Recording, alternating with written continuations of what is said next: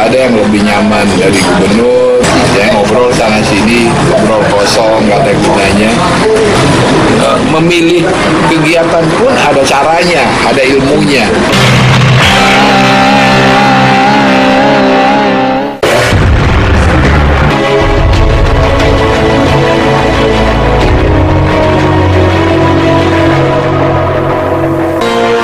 Sanur TV.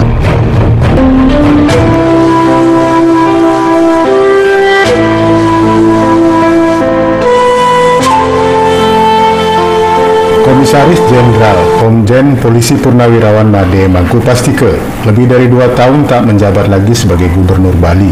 Pak Mangku, panggilan akrab anak transmigran ini, hasil pemilu legislatif tahun 2019 lolos menuju kursi anggota Dewan Perwakilan Daerah DPD RI Perwakilan Bali. Pak Mangku menjadi senator bersama mantan Bupati Wadung, Anak Agung Gede Agung, Gusti Ngurah Aryo Wedekarno, dan Haji Bambang Santoso. Sejak tak lagi menjadi Gubernur Bali, wajah dan suara pensiunan Jenderal Bintang 3 ini jarang terdengar. Ini jika dibandingkan saat suami Nyonya Ayu Pastike tersebut menjadi orang nomor 1 di kursi pemerintahan provinsi saat itu. Usai orasi politik menjelang Pileg 2019 lalu di lapangan Puputan Margarana Denpasar yang familiar disebut masyarakat sebagai lapangan Renon, Sanur Pos Media Group sempat mewawancarai secara eksklusif Pak Mangku di warung Tresni Denpasar untuk ditayangkan kanal YouTube Sanur TV. Rupanya konten hasil wawancara eksklusif tersebut belum sepenuhnya ditayangkan.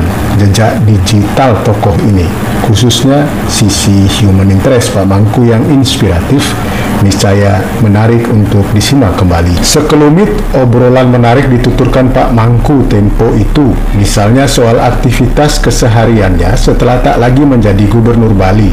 Mantan Ketua BNN ini tampak secara rileks meyakinkan dirinya tak merasakan perbedaan soal lebih nyaman jadi gubernur atau lebih nyaman tak jadi gubernur.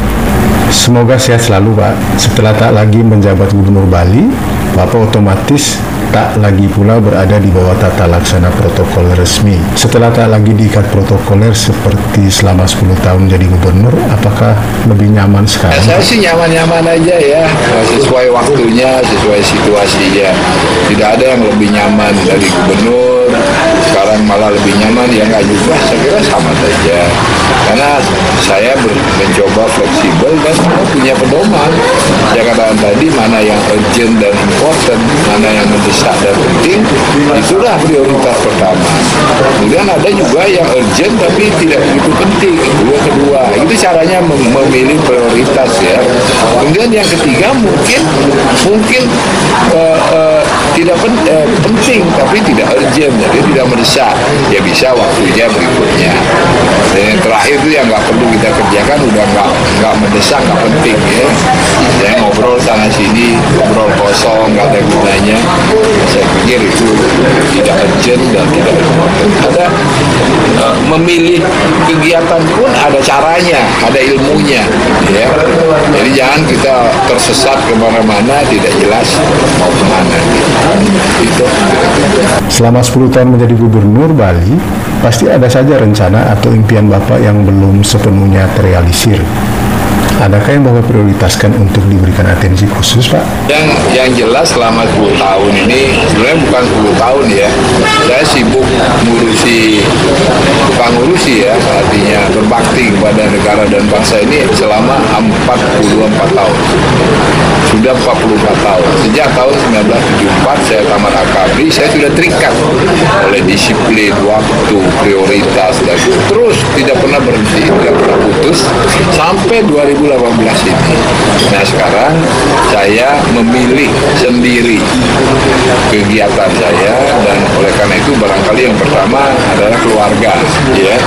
Lama ini ditinggal terus, kadang-kadang nggak pulang sebulan, nggak pulang 2 bulan, nggak pulang 6 bulan. Nah sekarang barangkali saya mencoba lebih dekat, terutama kepada ibu, pada istri saya. Kalau anak-anak udah dewasa semua, mereka juga punya kegiatan masing-masing, saya nggak ingin mengganggu mereka. Nah, tetapi kalau istri saya kira kasihan selama ini, dia setia mendampingi saya, tapi saya agak kurang waktu sesungguhnya, walaupun kualitas warga itu tetap bagus. Hanya kuantitasnya yang Tampaknya Bapak lebih segar dan rileks dibandingkan selama jadi gubernur. Namun lepas dari hal ini, biasanya sementara mantan pejabat atau orang yang punya posisi penting di masyarakat, tatkala turun dari jabatan atau posisi penting tersebut, mengalami apa yang disebut post power syndrome. Boleh Bapak kasih tips yang baik untuk menghindari kondisi post power syndrome? supaya tidak post power syndrome ya. Saya kira begini, selama kita menjabat pun bergaul dengan baik saja ya, tidak karena jabatan, tidak karena posisi, tapi memang karena personil kita, pribadi kita yang memang mudah-mudahan bisa diterima dari semua golongan. Terus begitu tidak menjabat, kita harus tahu diri juga, kita bukan lagi gubernur, kita bukan siapa-siapa. Jadi kalau duduk ditaruh di mana ya terima dengan baik, dengan hati yang lapang, bahwa kita tidak jemput, tidak begini, tidak begitu. Itu wajar-wajar saja. Jadi saya siap kok untuk itu semua. Untuk itu dan saya nikmati. Jadi orang lain mungkin merasa, wah saya disepelekan, saya enggak. Ya, saya ngerti diri saya ini sekarang siapa, berada pada posisi apa.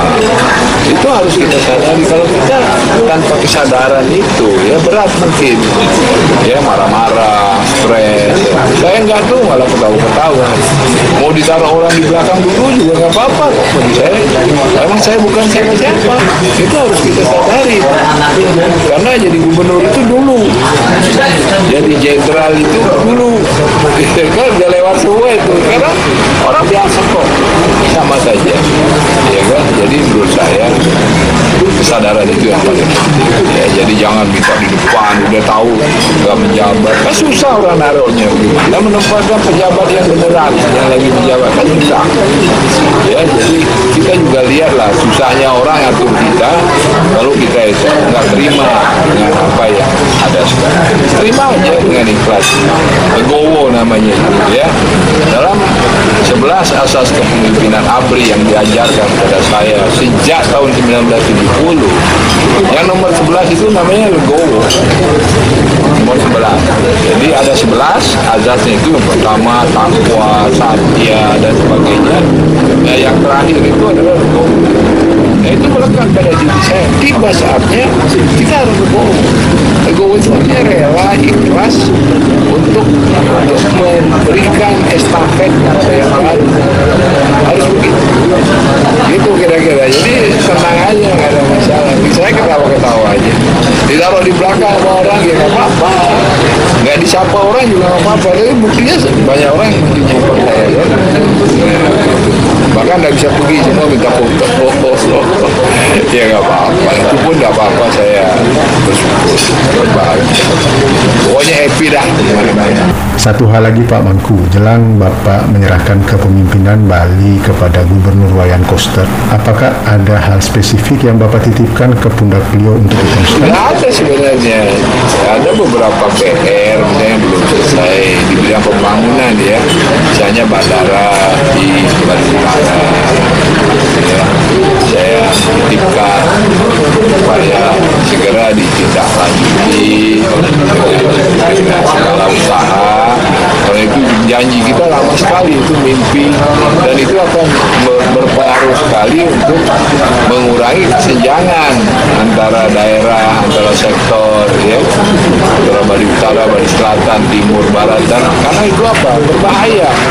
Dalam jangka panjang itu berbahaya, karena tidak terjadi keseimbangan penduduk dan sumber daya manusia.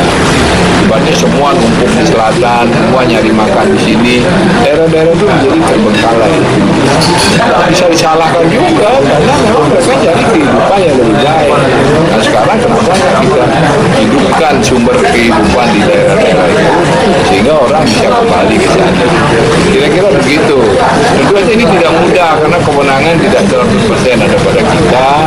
Dan ini bukan persoalan kecil, persoalan besar sekali. Menyangkut banyak sekali hal, menyangkut lahan, menyangkut bisnis, menyangkut jaringan, menyangkut alam lingkungan, menyangkut sosial budaya. Jadi banyak sekali hal yang harus harus diselesaikan untuk menggolkan itu. Tapi saya yakin dengan komitmen beliau yang kuat, saya lihat beliau juga sangat komitmen untuk jaga Bali, jaga alamnya, jaga manusianya, jaga budayanya, jaga posisinya di NKRI dan seterusnya. Karena beliau menurut saya